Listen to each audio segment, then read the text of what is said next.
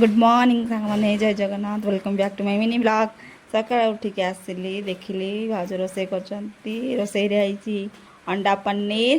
तो तांकर रोसे करछंती मु देखिली ताबे जाके मु मुंह धोइकी आसी फ्रेश हेकी आसिली बसिबिली देखिली केंती कोन रोसे करछंती तापरे आसीगले मो जेजेमा से तो बसिकी तांकर मेडिसिन खाउतले तापरे मु आसी चा पी देली चा पी साले देखिली तांकर मसला कसिकी अंडा को पकई साले तापर अंडा तरकारी हो गला हो सारा पर आसिक चकुड़ी कर